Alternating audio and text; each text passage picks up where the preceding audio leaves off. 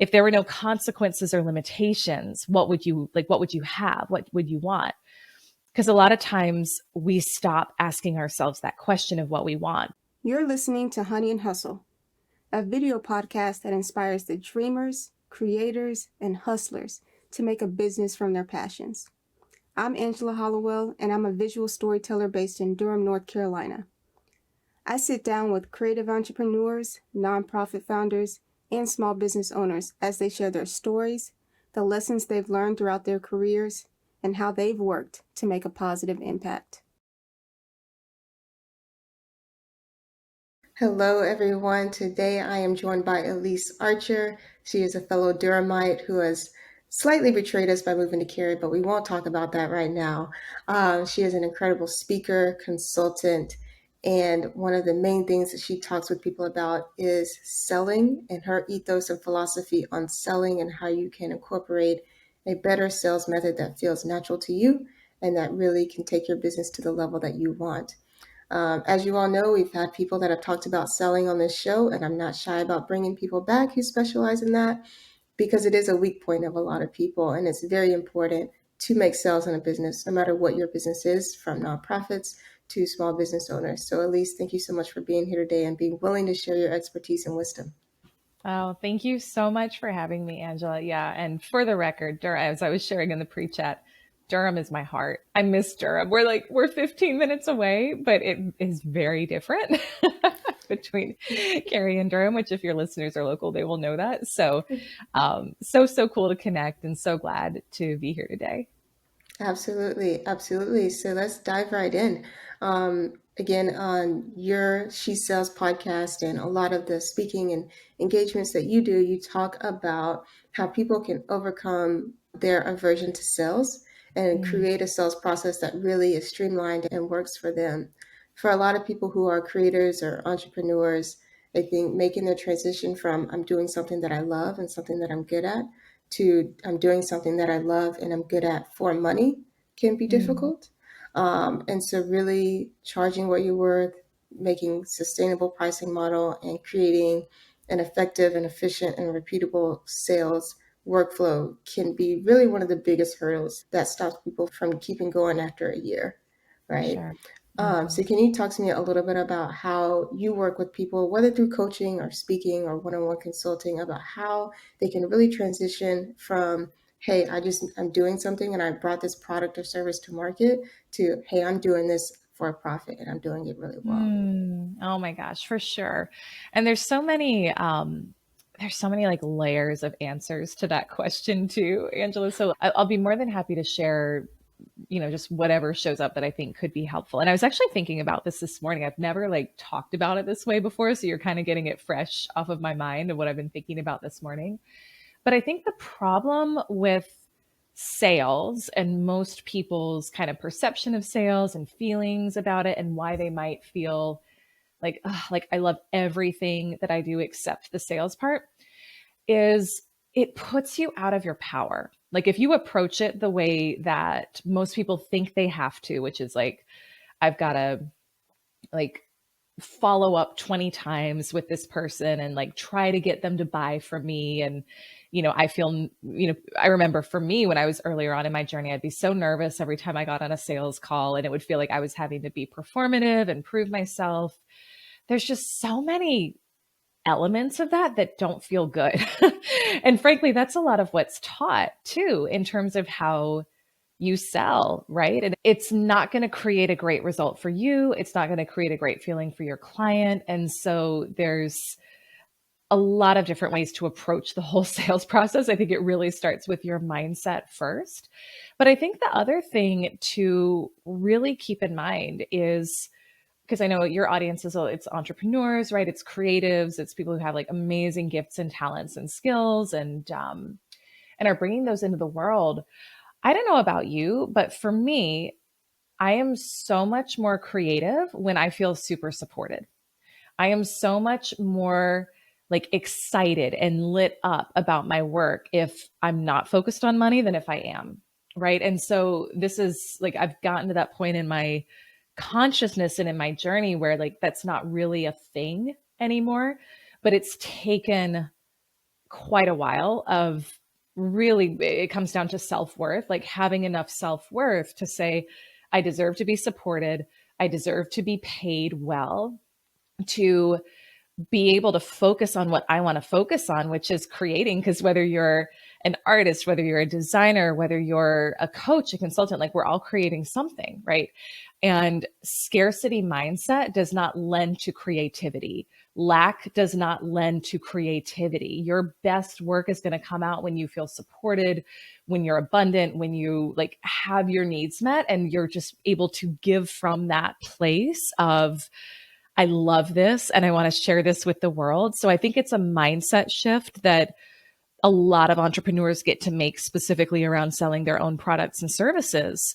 It's like you can have both, right? You can have something that you're super passionate about. You can bring your gifts and talents into the world, and you can make whatever amount of money for you is what feels good to you and is supportive to you at this point, whether like, and everyone's kind of level there is going to be different, and there's no right or wrong, but it's what would it mean for you to be fully supported financially? You get to do that while bringing your work out into the world, and you'll be far more creative, and it'll be a far more enjoyable process for you along the way too. So you can take that wherever you want to go, but those are some kind of initial thoughts that I have on that. Yeah, thank you. I mean, like one thing that you kind of touched on that I think we'll probably dive deeper on is, sometimes, in a lot of ways, maybe people are creating for survival, right? Mm-hmm. Maybe they did have something that they just loved and they're passionate about, but they're like, hold on, if people want to pay me money and I know that I need money at this time, maybe this is something that I should monetize, right? Because it's easy for me Mm-hmm. to do. I enjoy doing it. I'm probably good at doing it as well. And I think that can be the source of a lot of friction when that's how you start a business or a side hustle, when it comes out of survival and just needing to make bills and get bills paid. Mm-hmm. And I say that for, whether people are starting it as a side hustle and they already have a full-time job, but they're just like having trouble making ends meet with that full-time job, or for people who are like, yeah, I think I'm ready to take that next step and bet on me. And I don't have any idea what I'm doing, but I'm willing to learn and make it work. Been there. So I think there are a lot of ways that this can be approached, but I think it's also like something to be said that this is not just like overnight transformation. It's definitely like, there are people who have done great things out of survival, but when you have reached a point that you are thriving, you can't operate from a space of like, oh, I just need to survive, so I'll take whatever I can get. Like, no, it's time to be intentional about, how I'm pricing, who I'm working with, the type of projects that I'm taking on, Yeah. and where I see myself going. So I guess the next question really is like, okay, when people are, let's say for people who may be investing in a course for you, or a one-on-one consultation, they're saying, well, I'm making money and I'm making enough to pay my bills. I feel comfortable, Mm-hmm. but I would like to work from a place of not worrying where my next paycheck is coming from, Yeah. right? I would like to work from a place where I'm creating my best work, not just the best with what I have, right? So what are some steps that you would recommend for people who are in that transitional space, who are trying to go to the next level with their sales process? That's such a good question. Yeah. And I've been there too. So I just want to start by affirming, no matter where you are, like I left corporate. I had a decent six-figure corporate sales job, and I was just done. Like my heart was just not in it anymore for a lot of different reasons. And so I left with one client who had paid me $300 to review a sales presentation for him. Now, this was a long time ago. I do not work for that rate. So just so everyone is very clear, this was way in the past. But to me, it was like proof of concept. Let's go. Like I could get money outside of my job. But then from there, it was okay. I think I had I don't know, 3 to 6 month runway, something like that. I don't really remember, but like had to make it work. So I know the mindset of those early stages, and I get it. But to talk about that transition point from someone who is maybe further along than I was when I was starting, and they're paying their bills, but they desire something bigger for them.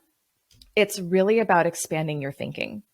And that was for me such a critical part on my entrepreneurial journey of scaling for, and I'm just going to use numbers here for context. I talk about numbers. Like I believe in normalizing numbers. And it's like, there's some people listening who make way more than me. There are people listening who make less. Like, it doesn't matter. It's just all normalizing this. But for me, the big thing that shifted my consciousness and helped me go from 6 to 7 figures as an entrepreneur was getting myself in, shifting my environment to be around people who thought bigger. And that's really it, because there was so much, like, what had been demonstrated to me and the way that my mindset was for so long was like, if I can just pay my bills, I'm good, you know? And you do that. And then you realize, because as humans, we are wired for expansion. That's why we have goals. That's why we have desires. There's nothing wrong with you. There's nothing wrong with that. It's how you're wired. It's good. So you get to the point that maybe you thought you were going to be like, okay, I'm good. I'm quote unquote successful. And then oftentimes you realize, well, there's this greater calling in my life, or there's this greater stirring in my soul. And for me, I started kind of expanding my vision of beyond just my basic needs being met. Like, what would it look like to give tens of thousands of dollars every year to things that I care about? Like, what would it look like to hire more people and create a bigger team? What would it look like to retire my husband so he could study for medical school? Like, what would it look like to have a more expansive life and lifestyle for my family? But I knew that my current level of thinking wasn't going to get me those results. So I invested heavily, like to a very uncomfortable level, in mentoring and coaching with people who were at the level I wanted to be at, to learn how they thought. Not so much like give me the right process, but I want to know, how does someone who, for me, it was like I wanted to work with a mom who was running a multi-million-dollar business, because I was a new mom at the time and I was running a 6-figure business. And I was like, how does she think differently than I do? Because I know it's a different level of consciousness and thinking. So I invested incredibly heavily to be in the energy and presence of someone who was showing up at a whole different level, and learned things that I could then, it was like new ways of thinking and new ways of being that I could apply to my own life. And that was what created really, really fast results in terms of revenue and income, and just that quantum leap. So I think, look at, like, what do you want, right? What do you desire? Beyond just your bills being paid and your needs being met. My favorite question is, if there were no consequences or limitations, what would you like? What would you have? What would you want? Because a lot of times we stop asking ourselves that question of what we want, because we're told, especially for your listeners, right? They're creatives, they're like big thinkers. They probably somewhere along the line were told they thought too big. They were probably told they were too much, too this, too that, too outspoken, too loud, too whatever. Like, when I look at the women in our community, like, almost everyone has a paradigm of, I'm too much and I've got to shrink. It's not the truth. But so if we believe that to be the case, at a certain point, we start dampening our desires. And we say, well, I should just be satisfied with where I am. But again, I truly believe that desire within you for expansion and for more, not just is it going to help your life, it's going to bless other people. It's going to get your work into the hands of more people. If you're listening to this show, I'm just assuming, like, you want to do good with your money, right? So you want to give more, you want to serve more. And so trusting that and knowing that and asking yourself, if there were no consequences or limitations, what would I want? And even if you haven't asked yourself or allowed yourself to go there in a while, do it. Like, just see what shows up. Like, if I could have it anyway, if no one would be hurt by me going for what I want, what would it be? If I couldn't screw it up, if I couldn't fail. And then from that place, follow that, but start getting in the energy and getting in the sphere of people who are already doing that. Because there are.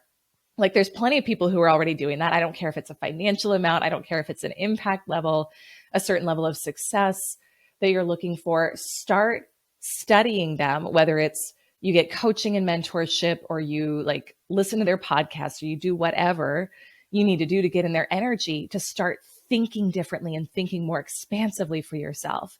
And what you'll find is that what once felt big for you, which was maybe paying your bills and being able to do this full time, suddenly feels small, not from a bad place, but from a place of, oh my gosh, there's so much more possibility for me that I can be going after. And then allow yourself to follow that. That's, I always say, like, your desires are green lights. So follow where you want to go with that. It's always going to lead you on the right path. This episode was made possible with SavvyCal. Scheduling meetings manually can be so time consuming, and scheduling video podcast interviews is no different. From making sure all your guests have the correct meeting link to following up with next steps, the list of emails goes on. But what if you could streamline this process? With SavvyCal, you can. Take the stress out of your scheduling workflows with customizable reminders, the ability to sync multiple calendars, and more at the link in the description. All right, let's get back to today's guest.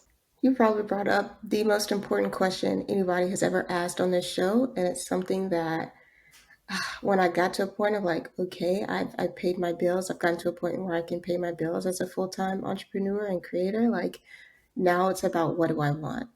And that is the scariest place to be when that is the dead last question you're used to asking yourself, right? You know, especially I'd say just as a person in this life, maybe in the United States, I don't know if it's Southern culture or just United States culture, but we are taught to, how can you serve? How can you be of help? How can you do for others? How can you provide for others and provide value for others? And those are great questions to center, especially as business owners, right? But it's also important to think about what you want. Because I think, as you continue to work, no matter what stage you're at, opportunities are going to come to you. As you continue to put yourself out there and be, of service to your community, opportunities are going to come to you. But it's really about what do you want and what about these opportunities feeds into the vision that you see for yourself. If there are no limitations or consequences for going after the things that you truly want, right? Absolutely. What you want may not align with the life that you're currently living, right? What you want may not align with things that necessarily feel good at first, right? It may take having more discipline, which is something I've recently been talking about on social media, which is the last thing I ever wanted.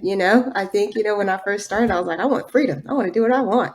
But doing what you want means like having the discipline to do what isn't always fun on the days that you don't want to, because that's what it gets you the freedom down the line, right? It's investing in yourself. It is, maybe cooking in instead of eating out. It is investing a little more time into learning a new skill or increasing the skills that you already have versus, just shooting a breeze and doing whatever and thinking that like this level that you've been at is going to take you to the next level, because it's probably not, right? I mean, that's just the reality. And if I can just jump in there with one quick thing you said, because I think it's so important. Actually, there may be two things based on what you said. But the first is, it's kind of just like the conversation about you're not going to be your most creative if you're coming from a lack or scarcity energy. Well, it's the same with you giving. Like, you not having enough financially does nothing to support other people financially, right? You not living in whatever that overflow is for you, you can't give generously from that place. So I totally understand. And I know like the mentality, and to your point, maybe it is a Southern thing, maybe it's universal, right? Like who knows, and I know your audience is everyone, right? I think there's a lot of conditioning, especially for women, of like giving until we can't give anymore. And that's very depleting. So it's just like you can't pour from an empty cup, right? It's the same type of thing. So the best thing you can possibly do if you want to really be of service in the world is make sure that you're well supported so that you can give from the overflow, right? So it's like that's first and foremost. And then I think to your other point of the discipline, like to me, it's really about just starting to evaluate your actions, your thoughts, your feelings, and your actions from the standpoint of, if I was someone who already had the result I wanted, what would I be doing? Like, how would I be thinking about this? How would I be showing up? And that for me was what really shifted my results and created some big quantum leaps in terms of sales and revenue and life. Was like, I stopped thinking as a 6-figure business owner and I started thinking as a 7-figure business owner. And there were different things required in that. It actually wasn't harder work. It was just more expansive action that required a lot of betting on myself, a lot of valuing myself, more showing up in ways that felt uncomfortable. But just starting to stretch my thinking there. And I think that's part of the importance of being in the environment and the sphere of people who are at the level you want to be, is you want to learn how they think, because I promise you they're thinking differently than you are right now. So little tangent on both, but No, I love what yeah, you said. I think it's important. yeah, couldn't agree more. Yeah. I really want to talk about investing in yourself, right? Mhm. As we sell and as we give, get income that may be for an overflow or income that we are not required to use to pay bills and live, it's easy to forget that that money just isn't for you sometimes. Right. It's not just for you to keep and say I'm rich. It's for you to use and reinvest in your business to continue to help it grow. And Mhm. really, a lot of investing in business is investing in yourself. And that's the long and short of it. I think for a lot of people, it's not just like, oh, in order for me to hit seven figures, I need to invest in this digital tool. And in order for me to hit seven figures, I need a new camera. Like, a lot of it is truly like how we use the tools that we have to get the results that we want. Mhm. And so for me, one thing that I did when I first started, I was doing wedding photography primarily. That was like my biggest source of income. And so I invested in a North Carolina husband and wife duo called Almond Leaf out of Asheville, North Carolina. Mhm. And they were making six figures a year. And I was like, I want to get there, right? If they can do it, I can do it, right? I need to know how they are pricing and adding value in a way that gets them an average of 10K a wedding, right? I knew it wasn't that my skills weren't great. I knew it wasn't that I wasn't capable. I knew that there was something mentally that I was missing, There you go. right? Mhm. In Yeah. order for me to believe that I was worth $10,000 a wedding. To be clear, I never got to $10,000 a wedding. I don't care about that. I wanted to make, I wanted to, in general, like, how can I provide value and believe that I deserve that amount of value for the products and Mhm. services that I'm giving as a creator? And so I invested in one of their courses, and that was really helpful for me. And I still to this day invest in educational courses and one on one consultations with people that I believe would help me. So for people who may be listening to this and hearing you say, well, I invested at a level that was uncomfortable for me in order to get to the next level, what do you say for the people who are shell shocked about investing in themselves in order to take themselves to the next level? I mean, I would say I think you have to decide how committed you are, right? Like to me, I have yet to meet a successful entrepreneur who is not invested in themselves. Like that's not, it's just not going to get you there. Um, to me, it's probably a convenient way of staying small. And I don't say, I hope it, like, I'm pretty direct. So I hope nothing I say is like coming off the wrong way. It's just like anything else, right? Like if you want to learn a skill, you want to learn to speak French and you don't speak French, you got to go find someone who can teach you how to speak French. You want to learn, most of us weren't taught like entrepreneurship or weren't, I don't know. My dad was an entrepreneur, but he didn't like, he was kind of doing his own thing. So I never got educated in that way. So I had to kind of seek my own education there. And the best investment you can always make is you, right? So just knowing that. But to me, part of it is just the transformation starts the moment you invest in yourself. Because really, I think what you're saying, if you're not willing to invest in yourself, is I don't believe in myself enough to actually put money on the line for something that I'm feeling called to do because I'm afraid I won't show up enough, right? Like at the end of the day, that's really it. But the transformation, like it starts when you actually have something on the line. And that was for me, like when I decided I was done doing my own version of playing small, it was, I had to invest half of what I had made the whole last year in a 6 month mentoring package to be mentored one on one by this coach I wanted to work with. It was $50,000. I didn't have that sitting around. I had to put the deposit on a credit card and be like, crap, I'll figure out the rest as I go. But it was so uncomfortable, Angela, that it forced me to become someone else in the process. And I knew that that was part of what it was going to do is I could no longer, I had so many money hangups. I had so many worthiness hangups.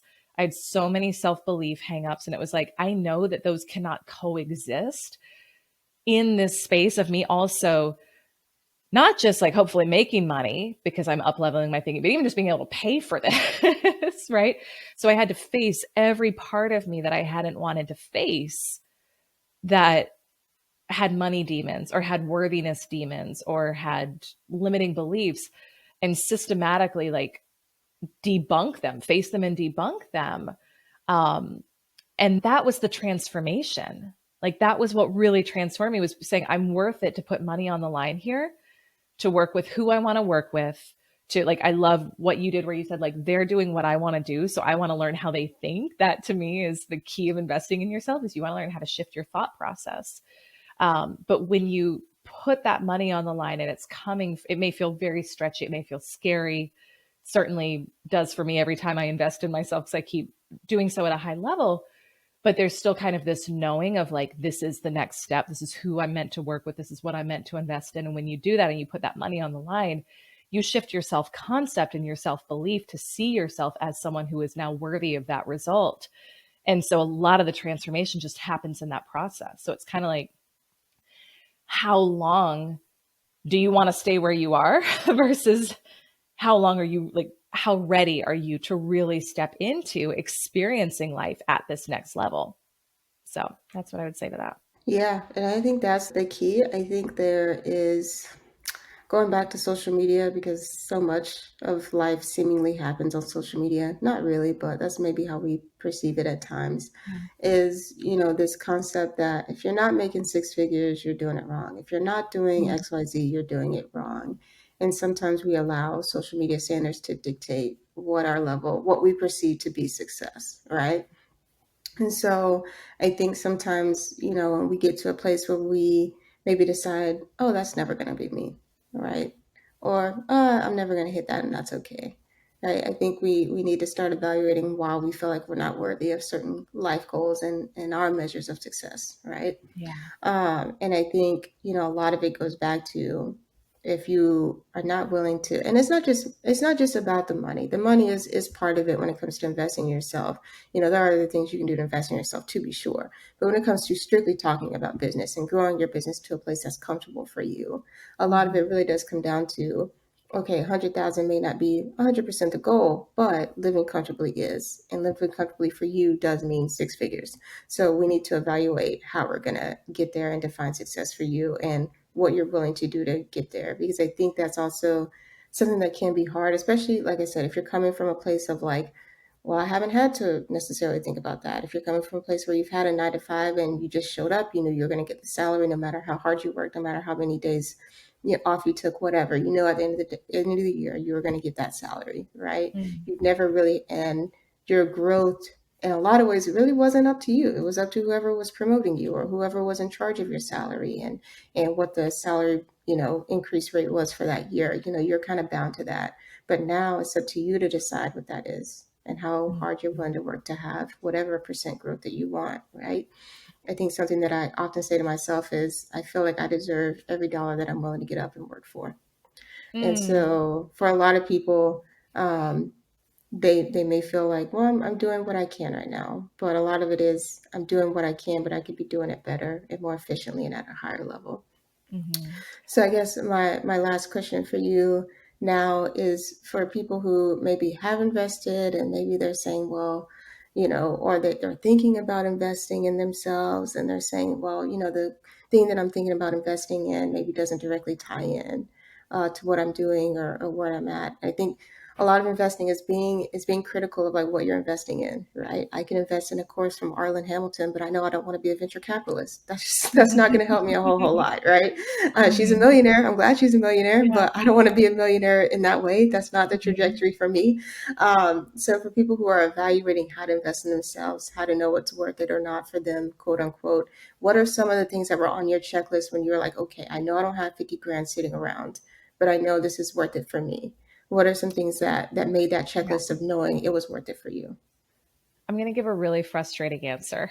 And I just want to first speak to what you said before too, because I think it's so important about like knowing what your personal number is and your growth edge is.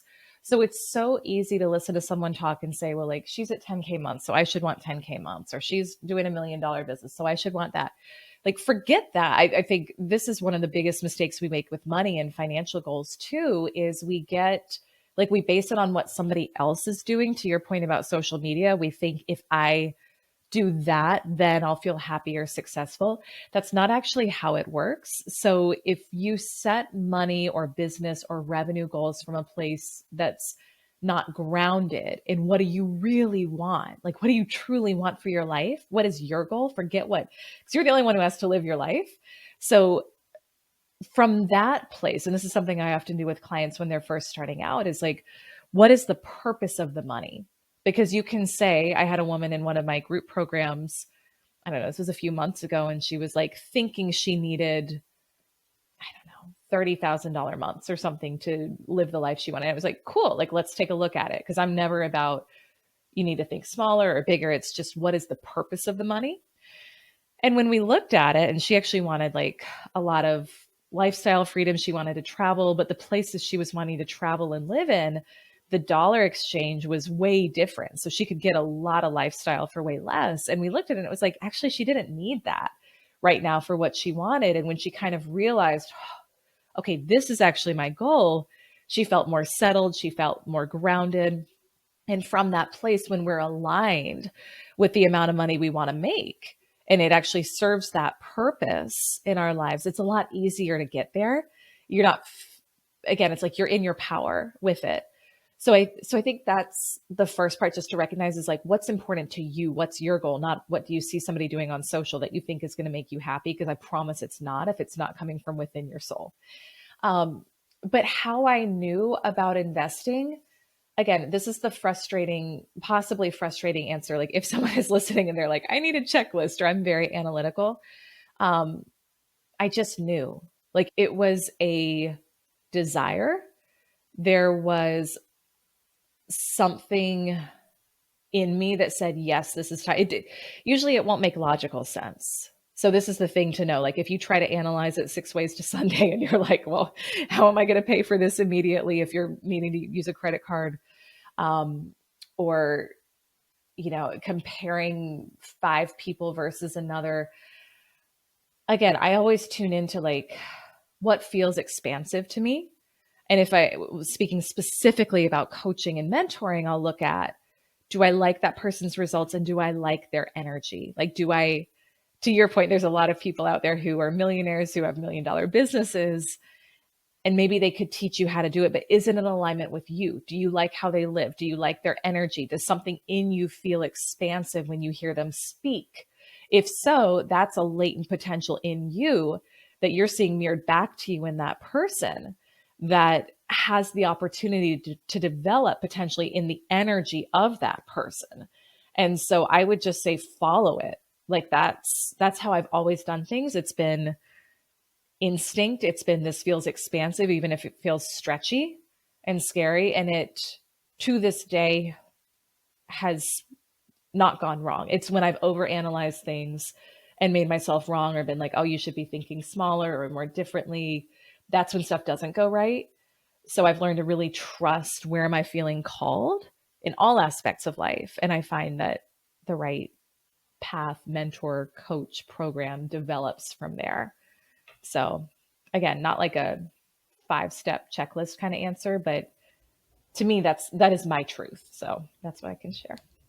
Yeah, that's fair. That's fair. I Yeah. mean, like, I am one of those people who's like a little more logical. Like, I need to know why. Like, I Yeah. need to know the exact reason why sometimes, but sometimes it is that simple. And I think for me, it was that simple. It's just like they're making 6 figures. I want to make 6 figures. They're doing what I love to do, whatever. Yeah. It really was that simple for me. I didn't know those people from Yeah. Adam, but Yeah. I yeah, get it. And like knowing yourself, right? And like letting that be enough. Like, perfect. Do I see mirrored in this person what I want to create in my business or in my life? Awesome. yeah, Let me follow it. And then whatever your process needs to be, you let it be that process. But yeah, I mean, I think in many ways it's similar kind of to how I did it. So yeah, yeah. yeah. Well, yeah. Well, thank you so much for giving us the nitty gritty of your business and your ethos for selling. I really appreciate you taking the time to be here with me today. Thank you so much. This was a great conversation. Absolutely. And please be sure to check out Elise Archer and her podcast, the She Sells podcast, everywhere that podcasts are streaming or you listen to podcasts. And yeah, we'll see you guys on the next one.